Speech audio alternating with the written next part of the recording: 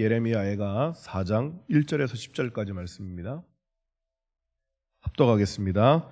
슬프다 어찌 그리 금이 빛을 잃고 순금이 변질하였으며 성소의 돌들이 거리 어귀마다 쏟아졌는고 순금에 비할 만큼 보배로운 시온의 아들들이 어찌 그리 토기장이가 만든 질 항아리 같이 여김이 되었는고 들깨들도 젖을 주어 그들의 새끼를 먹이나 딸 내 백성은 잔인하여 마치 광야의 타조 같도다. 젖먹이가 목말라서 혀가 입천장에 붙으며 어린아이들이 떡을 구하나 떼어줄 사람이 없도다. 맛있는 음식을 먹던 자들이 외롭게 거리거리에 있으며 이전에는 붉은 옷을 입고 자라난 자들이 이제는 거름더미를 안았도다. 전에 소돔이 사람의 손을 대지 아니하였는데도 순식간에 무너지더니 이제는 딸 내 백성의 죄가 소돔의 죄악보다 무겁도다. 전에는 존귀한 자들의 몸이 눈보다 깨끗하고 젖보다 희며 산호들보다 붉어 그들의 윤택함이 갈아서 빛낸 청옥 같더니 이제는 그들의 얼굴이 숯보다 검고 그들의 가죽이 뼈들에 붙어 막대기같이 말랐으니 어느 거리에서든지 알아볼 사람이 없도다. 칼에 죽은 자들이 주려 죽은 자들보다 나음은 토지 소산이 끊어지므로 그들은 찔림받은 자들처럼 점점 쇠약하여 가미로다.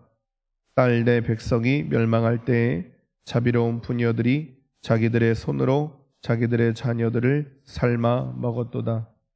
아멘.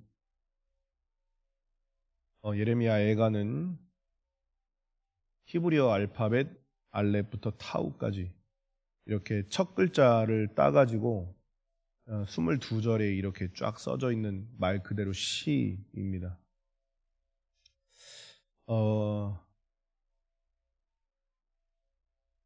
변화가 있고 변질이 있어요.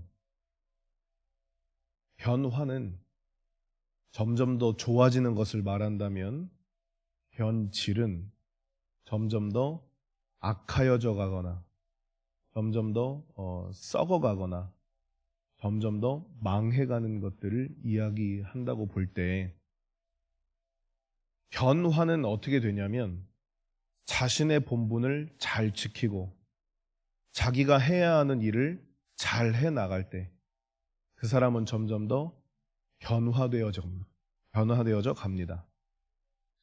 그런데 자신의 본분을 지키지 않고 자기가 해야 될 기본적인 것들을 하지 않을 때 그 사람은 계속 변질되어 갑니다.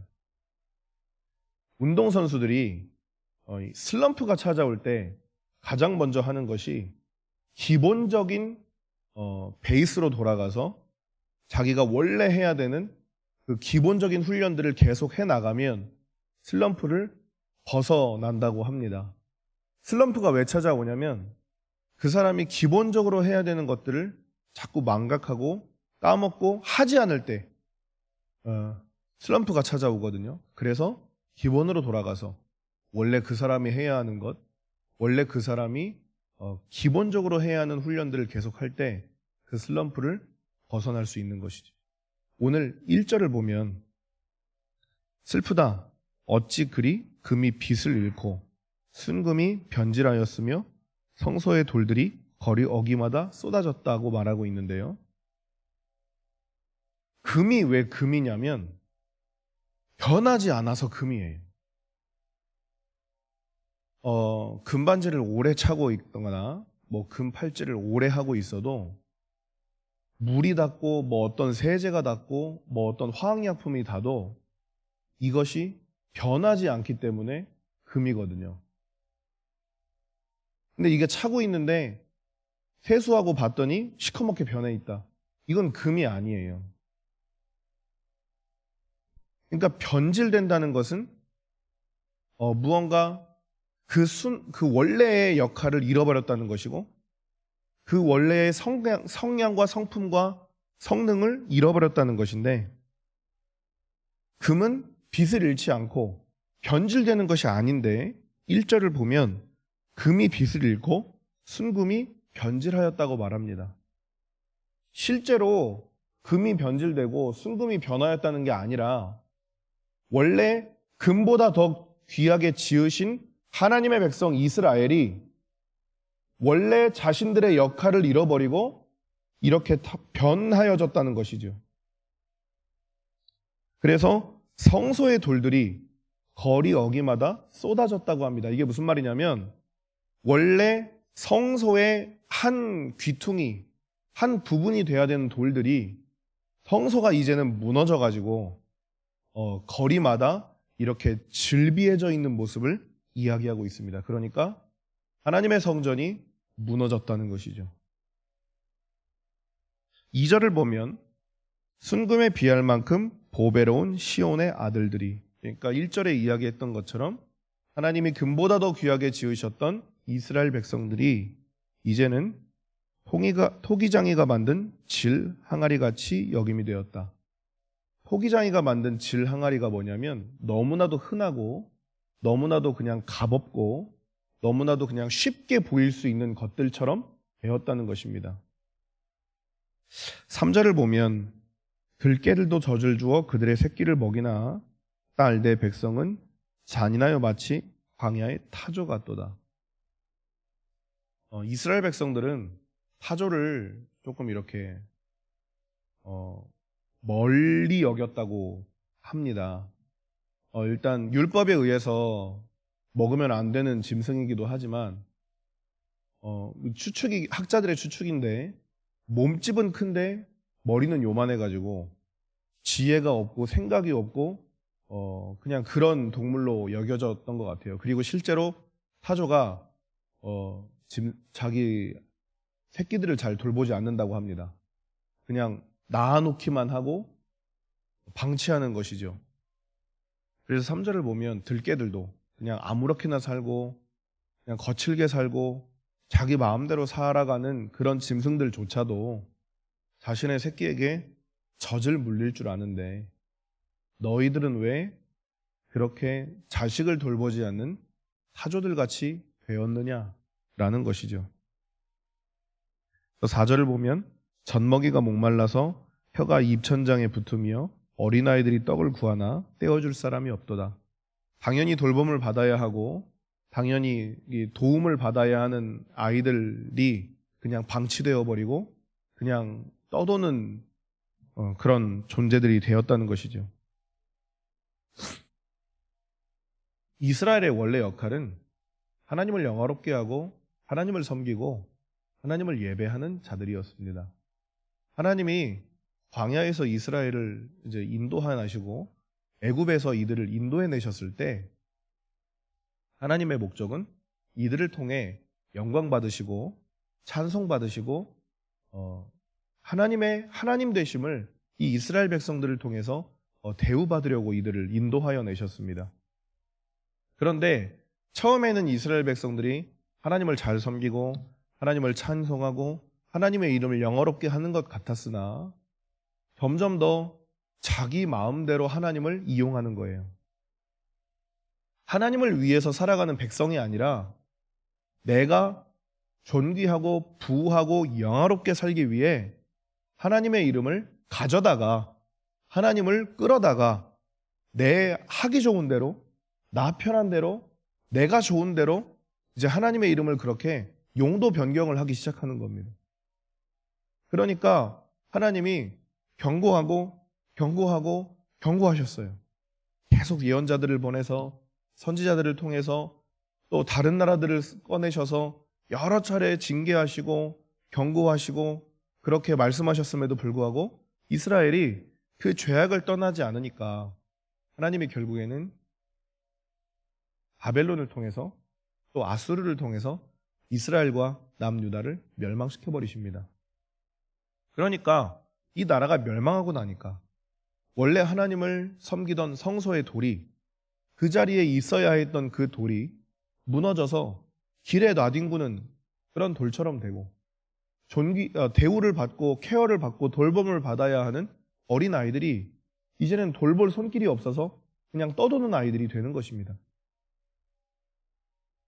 그런 것처럼 원래는 변하지 않았던 변할 수 없었던 금 같은 존재가 이제는 변해서 그냥 빛을 잃어버리고 변질된 그런 것이 된 것이죠.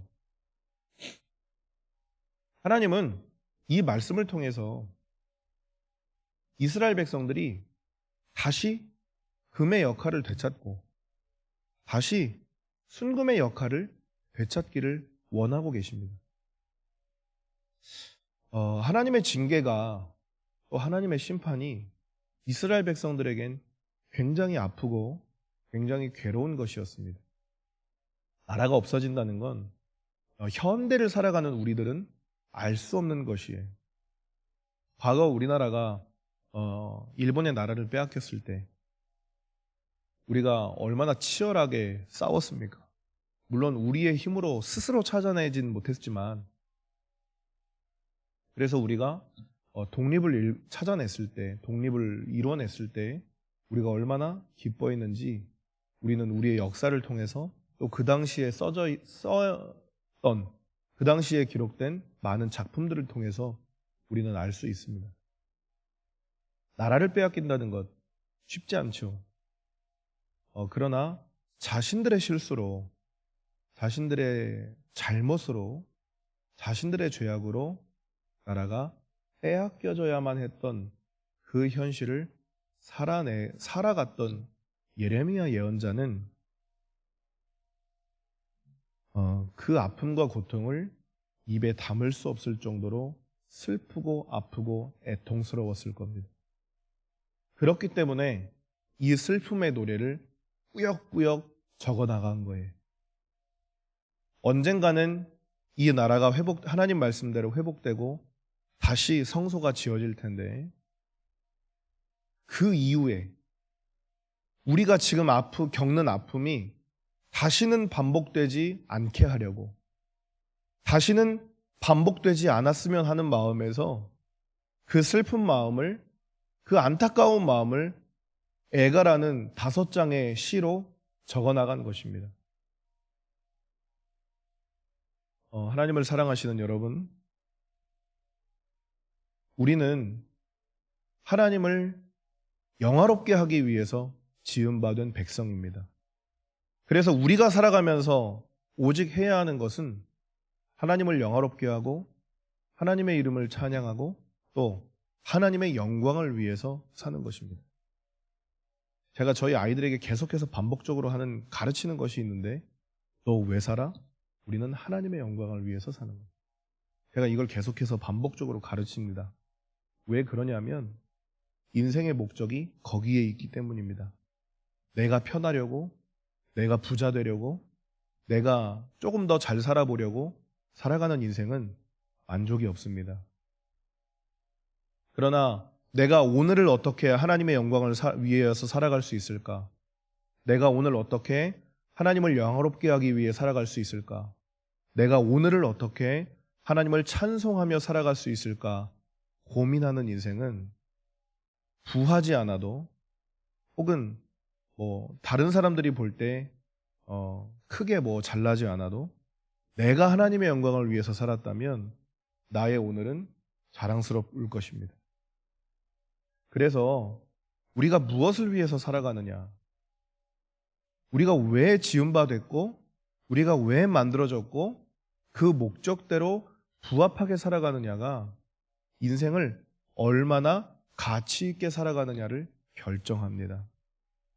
오늘 저와 여러분이 하나님이 지으신 목적대로 하나님을 영화롭게 하고 하나님을 찬송하고 하나님의 영광을 위해서 살아가는 우리의 인생이 돼서 1절의 말씀처럼 빛을 잃지 않는 금처럼 변질되지 않는 순금처럼 우리의 그 사명의 자리를 또 직분의 자리를 믿음으로 잘 감당하실 수 있는 저와 여러분 되실 수 있기를 예수님의 이름으로 축복합니다.